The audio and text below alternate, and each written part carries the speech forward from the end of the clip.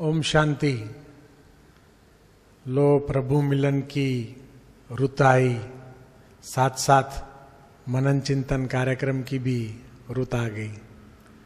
सर्वप्रथम सभी हमारे कार्यक्रम देखने वाले भाई बहनों को तहे दिल से बहुत बहुत धन्यवाद, जो आप लोगों ने अनेक ईमेल्स, पत्र, SMS के द्वारा यह दिलचस्पी, इंटरेस्ट यह कार्यक्रम में जो जताया कि कब चालू होगा, अभी तक हुआ नहीं। 15 नवंबर की मुरली पूरी हो गई, अभी तक मनन चिंतन नहीं हुआ। तो आज फिर से 2011-2012 की मीठे मीठे बाप दादा की जो अव्यक्त मिलन की सीजन है, उस सीजन की 15 नवंबर की भारतवासियों की जो पहला अव्यक्त मिलन का टर्न था, उसकी मुरली के विषय में आज फिर से आपके सन्मुख हम आ पहुंचे हैं। आशा करते हैं आप सभी ने मुरली तो सुनी होंगी, फिर भी मनन चिंतन कार्यक्रम के द्वारा हमारी यही कोशिश रहती है कि कुछ ऐसे प्रश्न या कोई ऐसी सूक्ष्म बातें जो हम में से किसी के भी जहन में नहीं आई, उसके ऊपर कुछ चिंतन किया जाए और उसको कुछ और क्लियर किया जाए। तो आइए शुरू करते मनन चिंतन। हमारे साथ फिर से नलिनी दीदी हाजिर है अपनी सेवाएं देने के लिए। दीदी ओम शांति। ओम शांति। दीदी जी, सर्वप्रथम आपको बहुत बहुत बहुत धन्यवाद, जो आप फिर से समय निकालकर अगले वर्ष जो यह कार्यक्रम में आपने हर मुरली के लिए समय दिया, ऐसे आप हमारे भाई बहनों के लिए फिर से इस प्रभु मिलन की रुत में मनन चिंतन लेकर के हमारे समक्ष कुछ ऐसे प्रश्न, उसका उत्तर देने के लिए आप हाजिर हो आज। इसके पहले के दीदी जी हम शुरू करें, मैं सभी की तरफ से ये आपको कहना चाहता हूँ कि हमारे कई भाई बहनों ने पत्रों के द्वारा, SMS और ईमेल के द्वारा यह बहुत सभी को इंटरेस्ट रहा है, कार्यक्रम क्यों नहीं शुरू हुआ है, क्या बंद कर दिया है, वापस शुरू नहीं हुआ है, और अगले साल के सभी एपिसोड्स देख करके वो संतुष्ट हो रहे थे, इस साल के एपिसोड क्यों नहीं हो रहे। तो इसीलिए हमें बहुत खुशी है कि हम पहला एपिसोड अपना शूट करने जा रहे हैं। तो शुरू करें दीदी जी। जी अवश्य। सर्वप्रथम ये एक प्रश्न, बहुत सारा मुरली सुनने के पश्चात विशेष जो भी हमारे युवा वर्ग है उनकी तरफ से ये एक प्रश्न मैं चाहूँगा पूछना कि सारी मुरली में यदि आप देखें और टाइटल भी यदि आप देखिए तो उसमें यही था जो बाबा ने होमवर्क जैसा भी जो दिया कि ब्रह्मा बाप समान। तो ब्रह्मा बाप होते तो क्या करते, ब्रह्मा बाबा होते तो क्या सोचते। पर दीदी जी हम आज 21वीं सदी में आ गए हैं जिसमें इंटरनेट, टेलीविजन, इसका एक जैसे एक्सप्लोजन हो गया, इतनी मात्रा में ये चीजें, साइंस की, टेक्नोलॉजी। तो ये कैसे हम सोचे कि ब्रह्मा बाप होते, क्योंकि ब्रह्मा बाप के समय में इंटरनेट नहीं था, ब्रह्मा बाप के समय में टीवी चैनल्स इतने नहीं थे, सैटेलाइट टीवी नहीं था, टेलीविजन भी मैं समझता हूँ इतना नहीं था, रेडियो था। तो ये दो चीज का जैसे जोड़ कैसे बिठाया, विशेष युवा वर्ग, कि ब्रह्मा बाप होते तो क्या करते। पर ब्रह्मा बाप के समय में ये सारी चीजें थी ही नहीं, या माया का ये रूप नहीं था तो कुछ अलग प्रकार का रूप था। ऐसे में ये चीजों का समन्वय या इसको कैसे जोड़ा जाए। बहुत ही अच्छा और पेचीदा प्रश्न पूछा है आपने। आपने पास्ट टेंस को वर्तमान में ला करके और भविष्य को जोड़ते हुए और वर्तमान समय की युवा प्रजा को साथ में लेते हुए और वर्तमान समय की विज्ञान की जो भी तकनीकी पावर है, शक्तियां हैं या टेक्नोलॉजी है, उसको लेते हुए आपने जो प्रश्न किया सचमुच ही प्रशंसनीय है। बात भी आपकी राइट है कि प्रजापिता ब्रह्मा बाबा के समय पर भले ये इंटरनेट नहीं था, कंप्यूटर नहीं था, या जो भी विज्ञान से या तकनीकी से जुड़ी हुई बातें थी या है अभी, वो नहीं थी। परंतु आपको यह पता होना ही चाहिए कि साइलेंस पावर जो है ना, वह भी एक विज्ञान है और वह एक ऐसा सुलझा हुआ विज्ञान है। वर्तमान समय का जो विज्ञान है वो अंडर रिसर्च है, वो खोज रहा है और खोज में वो जिन जिन उपलब्धियों को प्राप्त करता जा रहा है वो हमारे सामने रखता जा रहा है। लेकिन जब भी ब्रह्मा बाबा थे तब यह विज्ञान अर्थात साइलेंस की पावर जो कि मेडिटेशन के द्वारा प्राप्त होती है, उपलब्ध होती है, जिसको राजयोगा कहते हैं। तो ये जो राजयोगा है, जो परमपिता परमात्मा शिव बाबा ने ऐसा सिखाया, जैसे अभी हमें विश्व के किसी भी कोने के अंदर यदि पहुंचना है तो एक सेकंड में स्विच ऑन किया या तो हमने उसको प्रेस किया और हम पहुंच जाते हैं। फिर चाहे तो वो व्यक्ति के पास, चाहे तो उस देश के विषय में जितनी भी जानकारियां हम लेना चाहें, तो ठीक इसी ही प्रकार से उस समय शिव बाबा ने जो राजयोग सिखाया उसके आधार पर प्रजापिता ब्रह्मा बाबा ने उस राजयोगा का अभ्यास करके वह उपलब्धि प्राप्त की, जिस उपलब्धि के आधार पर वो विश्व के अंदर पूरा भ्रमण कर सकते थे। अब आपको ये सुनकर आश्चर्य लगेगा कि न सिर्फ इस लोक का भ्रमण कर सकते थे, परंतु प्रजापिता ब्रह्मा बाबा 3 लोकों का भ्रमण करते थे।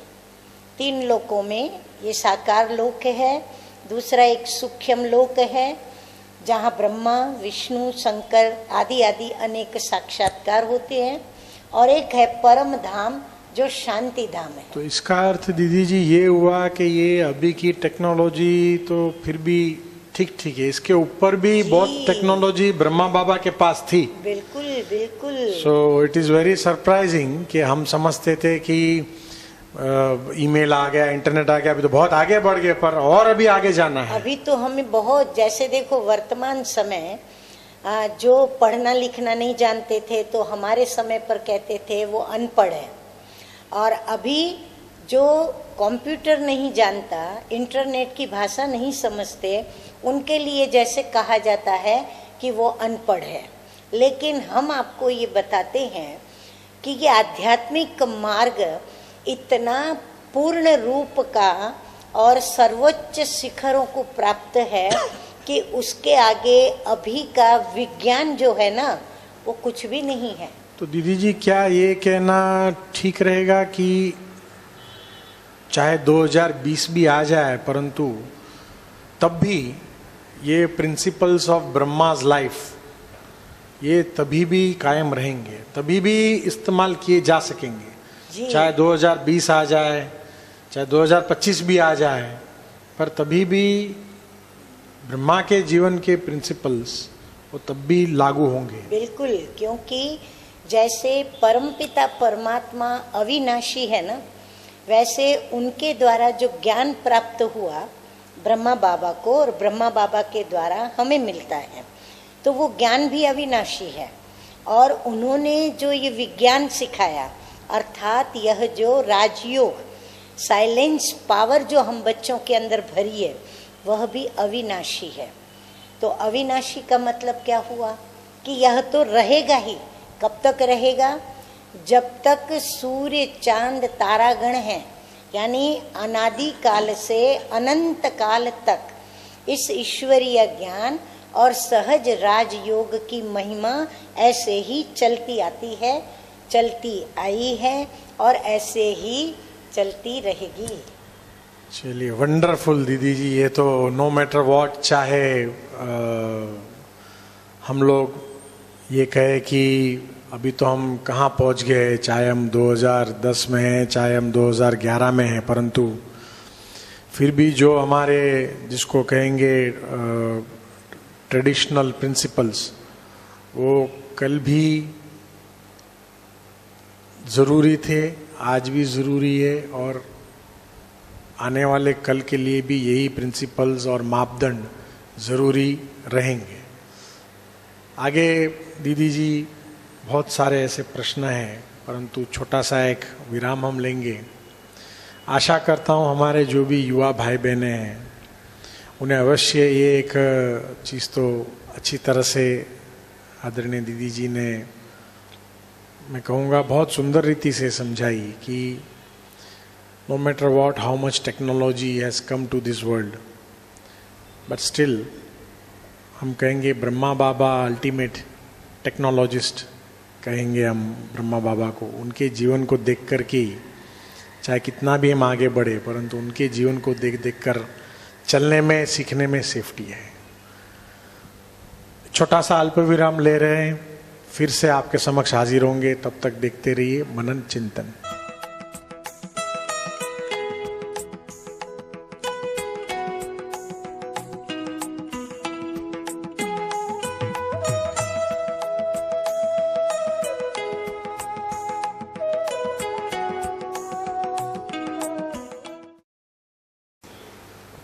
स्वागत है आपका फिर से मनन चिंतन कार्यक्रम के दूसरे चरण में। नलिनी दीदी जी से हमारी चर्चा हो रही थी। दीदी जी, इसके पहले कि मैं मेन प्रश्न एक पूछूं, हमने अगले साल मनन चिंतन के सारे सीजन में आपसे खूब सारी साकार ब्रह्मा बाबा की बातें सुनी। आप सभी को भी याद होगा, सभी ने सुनी है ब्रह्मा बाबा की बातें, परंतु रहा नहीं जाता है ये प्रश्न पूछे बिना।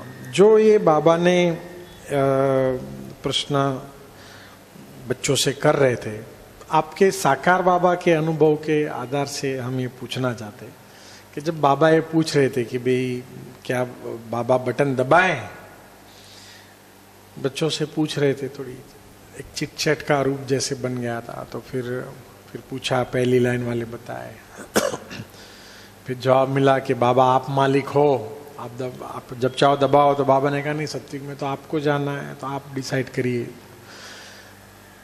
तो प्रश्न ये आता है कि हमने मुरलियों में सुना है बाबा कहते हैं मेरा भी ड्रामा में पार्ट है, तो क्या बाबा कोई बटन दबा सकते हैं कि ऐसे ही लाइटली, ये जैसे बच्चों के साथ खेल पाल हो रहा था, क्या सचमुच बाबा दबा सकते हैं बटन? बहुत अच्छी बात बताई। और मैंने भी जब मुरली के अंदर मीठे मीठे अव्यक्त बाप दादा के ये मधुर महावाक्य जब सुने कि क्या, पहले तो बाबा ने कहा कि क्या ड्रामा में ये बटन दबाए, ड्रामा बटन दबाए, और फिर आगे चल कर के बाबा ने ये भी कहा कि क्या बाबा ये बटन दबाए। तो मैं भी थोड़ा सोच में पड़ी कि ड्रामा में पार्ट है बटन दबने का, या ड्रामा का बटन कोई दबाएगा, या फिर बाबा खुद अपने संकल्प से वो ड्रामा क्रिएट करेगा, क्या होगा। थोड़ा मैं भी उस पर सोच रही थी। तो मुझे जो अंदर में विचार आए वह मैं आपके आगे रख रही हूँ कि मैंने आपको जो टेक्नोलॉजी की बात करी कि यह राजयोग एक ऐसा विज्ञान है जिससे प्रजापिता ब्रह्मा बाबा ने वह सिद्धि प्राप्त की, जिस सिद्धि को प्राप्त करने को हम बच्चों को भी बाबा बोल रहे हैं, जिसके लिए बाबा ने 3 शब्द हमको दिए, लवफुल, नॉलेजफुल और पावरफुल। तो मनसा से हमें पावरफुल सेवा करनी है, फिर वाचा से हमारी पूरी फुल नॉलेज को लेकर के और उस पावर के साथ बोले, और फिर लवफुल जिसमें सबको फैमिली की भासना आवे। अब ये बात तो हुई व्यवहार में, मनसा वाचा कर्मणा क्या करना है, परंतु इस बात का ड्रामा से कैसे संबंध है वो मैं आपको बताने जा रही हूँ कि हम जब ये तीनों बातों को लेकर के और सेवा करेंगे तो उसमें मेन है मनसा सेवा, माना पावरफुल मनसा हमें अपने अंदर धारण करनी है। तो पावरफुल मनसा माना ये जो ब्रह्मा बाबा ने, ये जो आप कहते हो ना इंटरनेट, जो पूरे विश्व के अंदर, तो बाबा की मनसा जो थी उसके द्वारा बाबा पूरे विश्व के अंदर बाबा चक्कर लगाते थे, और फिर मनसा में इतनी पावर्स आ गई बाबा के, शुभ भावना, सद्भावना, कल्याण की भावना, तो बाबा के संकल्प जो है ना वो भी बड़े पावरफुल, और इतने पावरफुल कि यदि बाबा ने मुझे याद किया तो यहाँ बाबा का माउंट आबू मधुबन में याद करना, और मैं यदि मुंबई में हूँ तो मैं वहाँ पर हाजिर हो जाती हूँ, यानी सूक्ष्म में मैं बाबा के पास स्वयं को बैठा हुआ पाती हूँ। जैसे टेलीपैथी। बिल्कुल, टेलीपैथी में तो हम अपने संकल्पों को कैच करते हैं, पर मैं कैच करूं या न करूं, संकल्प में इतनी पावर, जैसे आप स्विच दबाते आपके स्क्रीन के आगे वो चित्र आ जाता है।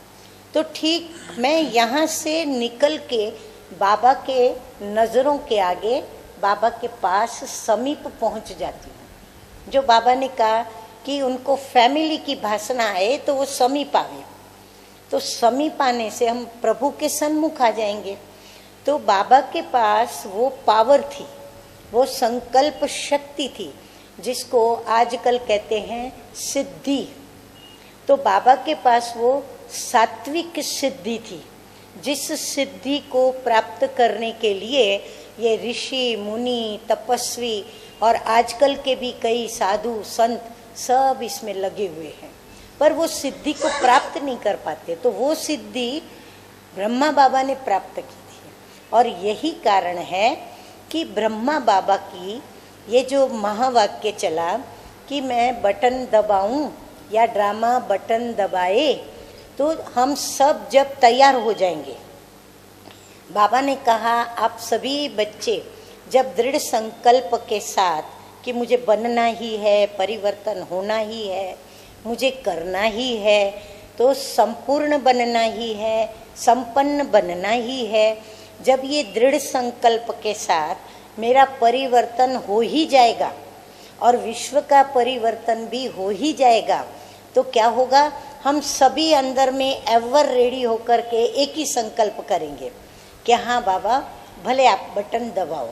तो हमारे सभी के संकल्प और प्रभु का भी संकल्प कि बच्चों को मैं जल्दी स्वर्ग में ले चलूं, घर ले जाऊं, फिर स्वर्ग में बिठाऊं।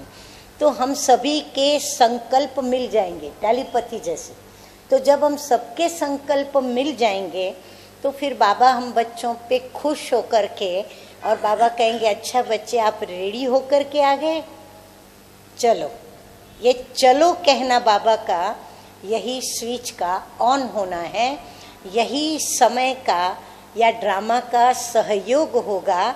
जैसे बाबा ने कहा कि दृढ़ संकल्प आपके साथी बन जाएंगे, यानी आपको सहयोग मिलेगा, सफलता मिलेगी।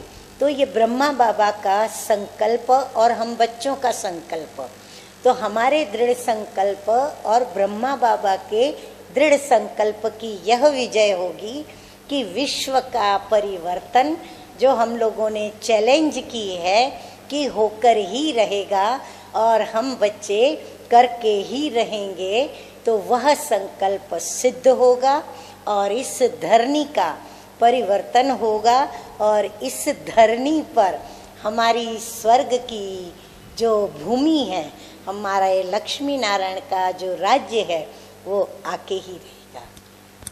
चलिए दीदी जी, ये तो आपने स्विच कैसे दबेगा, ये आखिर इसकी सीक्रेट हम सबको पता चली। कि कईयों को नहीं तो ये प्रश्न था कि बाबा कैसे स्विच दबा सकते, बाबा भी तो ड्रामा में बंधे हुए, परंतु बहुत ही खूबसूरती से दीदी जी ने ये चीज़ हमारे समक्ष क्लैरिटी से ऐसे रखी कि किसी को इसमें सोचने की ज़रूरत ही नहीं पड़े।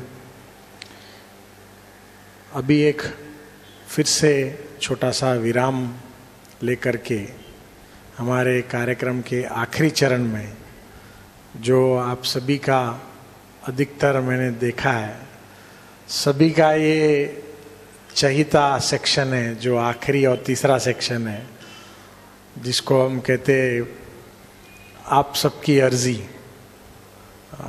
आपकी। कईयों के प्रश्न हमें प्राप्त हुए, उसमें से कोशिश करके हम एक या दो प्रश्न सिलेक्ट करके आदरणीय दीदी जी के समक्ष रखते हैं और उनका जवाब आदरणीय दीदी जी आप सभी को देंगी। तो छोटा सा विराम लेते हैं और फिर से मिलते हैं। तब तक देखते रहिए मनन चिंतन।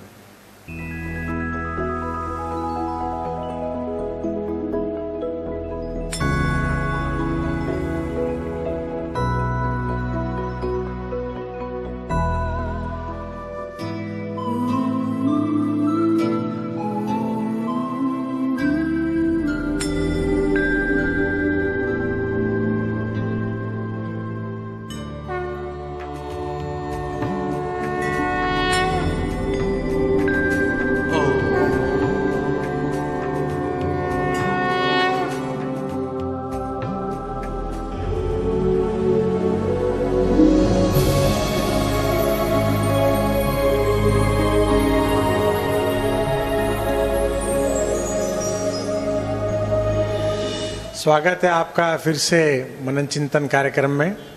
हम हमारे आखिरी और तीसरे चरण में पहुंच गए, जो आप सभी का बहुत ही चहिता चरण गिना जाता है, अर्जी आपकी। हमने दो प्रश्न कई प्रश्नों में से सिलेक्ट किए हैं, जो हम आदरणीय नलिनी दीदी जी से पूछेंगे और दीदी जी उसका उत्तर देंगी। आशा करते हैं जिन्होंने प्रश्न पूछे हैं वह अवश्य इसको देखेंगे। दीदी जी, पहला प्रश्न विदेश की एक बहन ने पूछा है, I hope you are listening. Canada से कोई बहन ने पूछा है। सुनने में वैसे लगता है बहुत सहज है, परंतु फिर भी हम चाहेंगे, क्योंकि आपको एक एडेड एडवांटेज में तो कहूँगा, आपने साकार बाबा की पालना ली है। ये पूछते हैं कि ये जो एक लाइन है, कोई भी बातें आए बात के बजाय बाप को आगे रखो, तो इसको प्रैक्टिकल जीवन में कैसे अपनाया जाए? कोई परिस्थिति आती है तो बात के बजाय बाप को आगे रखो, क्योंकि है तो नहीं कोई व्यक्ति जिसको खड़ा कर दिया जाए, भाई आप देख लो। हम ही हैं, और परिस्थिति जब आती है तो इमेजिनेशन को भी थोड़ा समय लगता है, जिसको हम कहते हैं काल्पनिकता। हम कल्पना करें बाबा आओ, बाबा आओ, बाबा आए, जब तक तो हमारे पास बहुत सारा कुछ ऐसी विकट परिस्थिति आई, नुकसान भी हो सकता है। तो कैसे ये चीज़ प्रैक्टिकली संभव है? बहुत अच्छा प्रश्न और बड़ा सरल प्रश्न है, और उत्तर भी वैसे बड़ा सरल है। हो सकता है कि आप लोगों को इसलिए भी यह बात कठिन लगती हो क्योंकि आप लोगों ने साकार प्रजापिता ब्रह्मा बाबा को नहीं देखा है। इसलिए जब अव्यक्त बाप दादा कहते हैं कि बात को न देख कर बाप को देखो, परंतु बाप को देखो कहने के पीछे बाबा का भावार्थ क्या रहता है। जैसे लौकिक में भी आप देखेंगे कि कोई बच्चा जब रोता है, दुखी होता है, जब बड़ा हो जाता है, समस्याएं आती हैं, तो उस समय वह अपने दुख को भुलाने के लिए या अपनी समस्या का हल जब उसे नहीं मिलता है तो पहले तो वो बहुत सारी बातों को सोचता रहता है। मैं ये करूं, मैं वो करूं, ऐसे करूं, वैसे करूं, ये होगा, वो होगा, ऐसे होगा, वैसे होगा, ये करूंगा तो ये रिजल्ट आएगा, ये करूंगा तो ये रिजल्ट आएगी। तो ऐसे पहले तो वो बहुत बातें सोचता है। फिर जब सोच सोच के थक जाता है तो फिर उसको धीरे धीरे अपने माता पिता की याद आने लगती है। फिर उसको अंदर में माता पिता के वो वचनों की याद आने लगती है, और जैसे ही उनको अपने माता पिता के उन बातों से संबंधित वचन याद आते हैं जो पॉजिटिव होते हैं, और उन वचनों से उसे जिंदगी में मदद मिलती रही है, उन्हें शिक्षा के रूप में मिली है, तो वो जैसे ही उनको याद करता है तो जैसे उसके उस स्मृति के आधार पर उसमें एक सामर्थ्य अचानक आ जाता है, और वो वचन के ऊपर वो जैसे कि दृढ़ निर्णय बन जाता है कि बस मुझे अभी ये करना है, मुझे माँ ने ये कहा था, मुझे पिता ने ये कहा था। ठीक इस प्रकार कई बार आप देखते हैं हमारे कई ऐसी महान पुण्यात्माएं, महात्माएं ऐसे वचन कह के गए हैं कि भाई सच के प्रयोग हैं। जब भी तो कहेंगे गांधी जी को याद करो, गांधी जी को देखो, उन्होंने क्या किया। अब गांधी जी भी तो सामने नहीं, लेकिन गांधी जी को देखो। देखो कहने का मतलब कि हम गांधी जी ने जो कहा उसे हम स्मृति में लाएं, और स्मृति से हम गांधी जी की उन बातों को सोचें।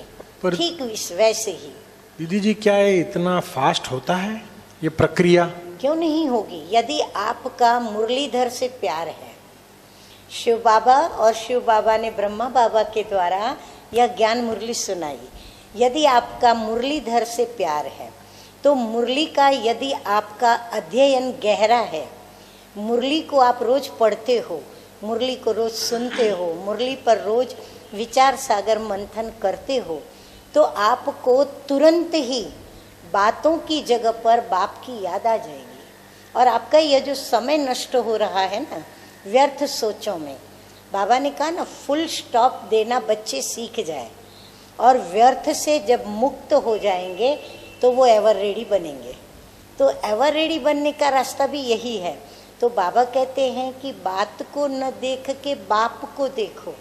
माना आप बाबा को मुरलियों के द्वारा तो बहुत अच्छा पहचान सकते हो, बहुत ही अच्छी तरह से बाबा के प्रत्येक मन, वचन और कर्म का साक्षात्कार कर सकते हो, और आप ऐसा फील कर सकते हो जैसे आपको अभी अभी बाबा कह रहा है।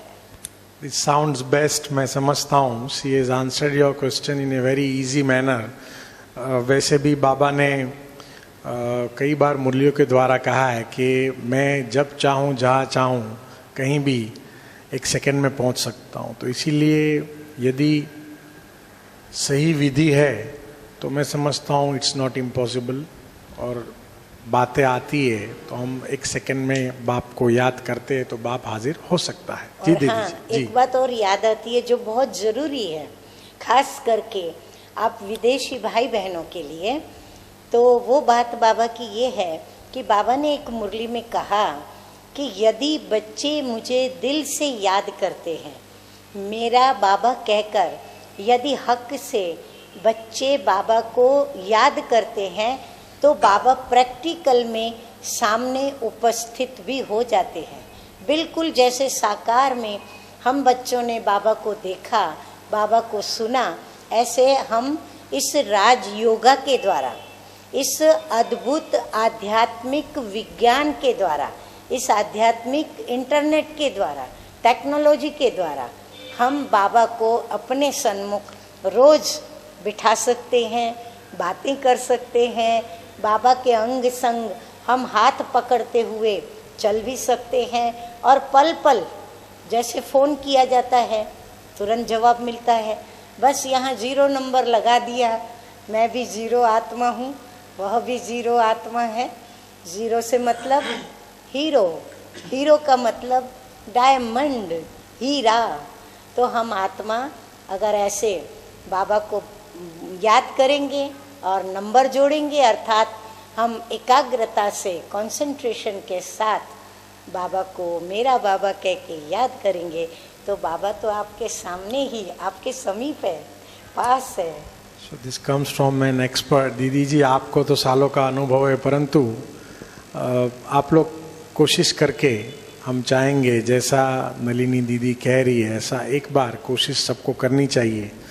और हम चाहेंगे आप अपना अनुभव लिखिए कि क्या आपने 0 डायल किया तो सामने कुछ मिला। Please write your experiences to us. Second question और हमारा आखिरी क्वेश्चन, ये भारत से एक हमारा बाबा का नया बच्चा है, छोटा कुमार है, ये लिखता है। उनका वास्तव में जो प्रश्न है काफ़ी इनोसेंट प्रश्न है। If I remember well, Ashish from Delhi, यदि आप सुन रहे हैं तो आपका प्रश्न मैं पूछ रहा हूँ नलिनी दीदी से। वो पूछ रहे हैं कि जो बाबा ने 108 की माला की जो चर्चा हुई है, बाबा पहले बनाते थे, फिर बाबा ने कहा अचानक परिवर्तन होना है, तो फिर कहा उसके पहले कम से कम जो सेवा के निमित्त बने हुए हैं, जोन हेड्स, साथ में सेंटर इंचार्ज, साथ में उनके नज़दीक के साथी पांडव, सेंटर हेड नहीं बनते, लेकिन कोई ना कोई विशेष कार्य के निमित्त बने हुए जिनको विशेष आत्मा की नज़र से देखते, उन पांडवों को भी अभी तीव्र पुरुषार्थ कर स्व परिवर्तन की झलक बाहर स्टेज पर लानी है। तो बाबा ने बाकी ये कहते ये तो नहीं कहा कि सारी सभा के लिए मना, इन लोगों को ही बनना है या चांस है? लेकिन मना एक बाबा अगर कह देते आप सब भी, खाली इनका ही कहा जो विशेष है, जोन हेड्स और साथी बहने, तो एक जनरल नहीं आया जैसे, तो थोड़ा सा इनको ऐसा आया कि मुझे तो, मैं तो नया हूं, तो मना मेरा तो कोई चांस ही नहीं है कुछ जी। तो ये भी बन सकते हैं या कोई भी बन सकता है? क्यों नहीं। अरे हमारे मीठे आशीष भैया, आपने तो बड़ा अच्छा प्रश्न पूछा, और ये प्रश्न सिर्फ आपका नहीं, लेकिन हमारी बहुत सारे युवा वर्ग की जो भी बहनें हैं, भाई हैं, सभी को यह प्रश्न उठा है कि क्या निमित्तों को ही ये चांस मिलना है? लेकिन ऐसा नहीं है। निमित्त से मतलब जोन इंचार्ज, सेवा केंद्र या सब जोन इंचार्ज, सिर्फ उनको निमित्त नहीं कहा बाबा ने। बाबा ने कहा कि जो भी इस विश्व परिवर्तन की सेवा का जो भी हमें जोन मिला है, जोन मिलने से मतलब हमें जो भी सेवाओं की विशेषताओं का जो जोन है मेरे पास, जो भी गुणों का मेरे पास जोन है, मैं उसकी निमित्त हूँ। तो विश्व परिवर्तन के लिए हम सभी निमित्त हैं। चाहे आज जो बच्चा पैदा हुआ वह भी यदि उसने ये समझ लिया कि मैं बाप के लिए पैदा हुआ हूँ और सेवा के लिए और विश्व परिवर्तन के लिए, तो वह एक बहुत बड़ा निमित्त है, जिस निमित्त की यह जवाबदारी बनती है, फर्ज बनता है, कर्तव्य बनता है कि वो सेवा करे। और सेवा करके वह भी किस में आ सकता है?